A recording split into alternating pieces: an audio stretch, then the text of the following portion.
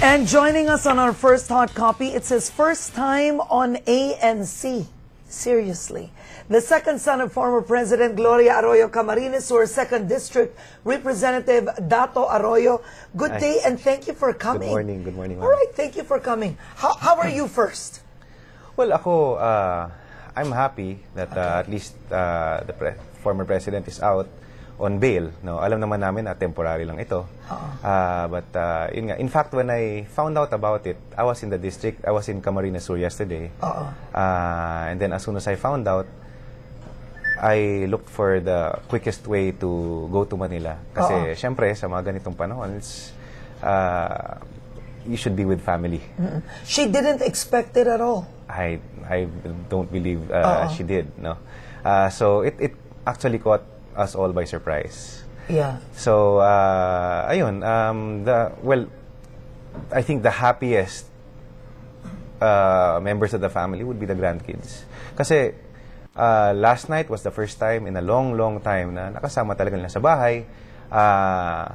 Because yes, they get to visit her in Veterans, but they only stay there for maybe 2 hours at most at a time. Yeah. Tapos hindi naman every day. Usually Sunday brunches lang.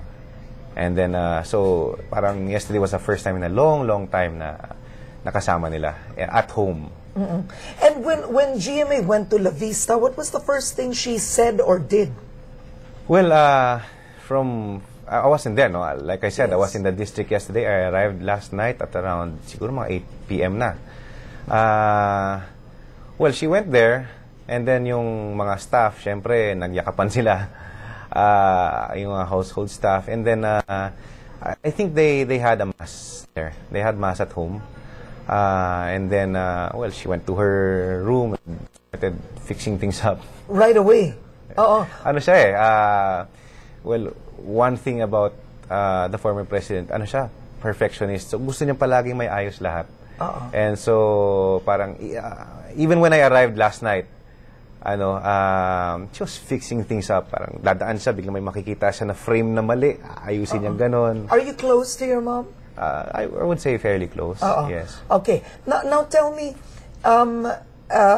what is the condition of your mom? Describe her. Well, I know she's lost a lot of weight. Yeah, ayun, laki ng pinayat niya. She really lost a lot of weight. In fact, I think now she weighs less than 100 pounds. And if you see her clothes, talagang yung mga gamit niya, they're too big for her already. But why did she lose a lot of weight? And she lost a lot of weight because she has a hard time eating. Well, aside from all this pressure, all these things that are happening to her, na natural naman,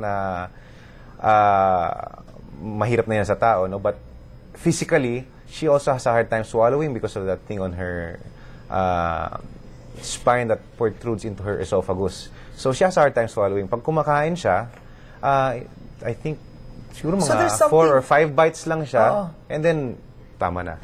She really stops. Kasi masakit. Describe it. There's something in her spine that's really protruding. Yung dito po, yeah. To her esophagus. Yes. It's protruding into the esophagus area, which makes it hard for her to swallow. It's very hard. In fact, parang ang pinaka-remedy na lang doon, parang the doctor suggested that she turns sideways because that's when it'll, parang the spine will give a little more space for the food to go down. Yeah. But that's very hard. Hindi naman pwedeng kakain ka na nakatakilid ka palagi. But yun, it's very hard for her physically. And not just that, maraming nagkapatong-patong na sakit niya eh. So, in fact,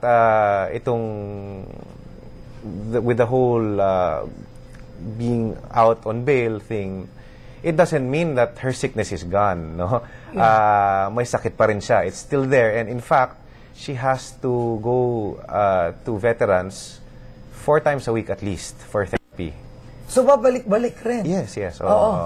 Ayun, she's just out on bail, that's all. And alam naman namin, the family is very thankful for the opportunity na maski temporary, she's out. At although, yun nga, we know it's temporary, but we're very thankful for this talagang sinasariwa namin yung oportunidad na kasama siya sa bahay. Now, is there any cure that's Well, possible out I there? really don't know. I really don't Okay. know.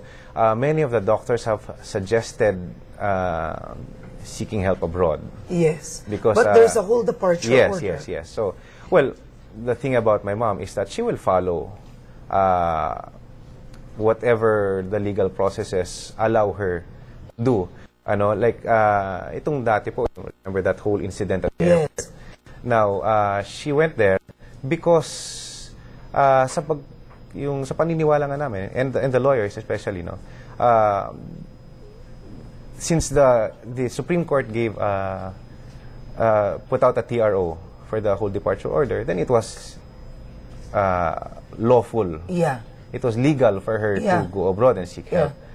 But in this case, since wala pa naman, my whole departure order, and there's nothing saying that it's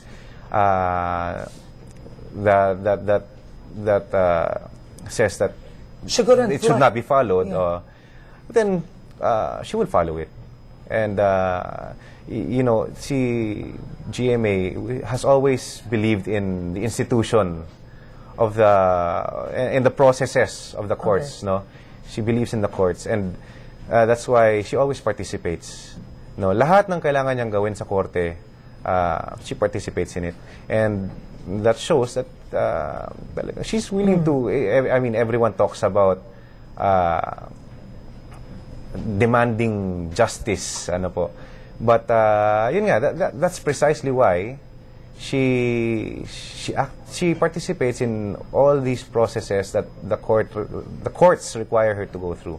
Okay. All right. Is she going to work soon? Well, I hope so. And the rest of the minority. Budget they will. hearing. But I think that should depend on, from speaking as a member of the family, no, I think that should depend on what the doctors say also. In fact, that's why we want her to, well, she's going to Tagaytay today. I think it's today. Yes. Wait, can you tell us where? Actually, honestly, I have no idea.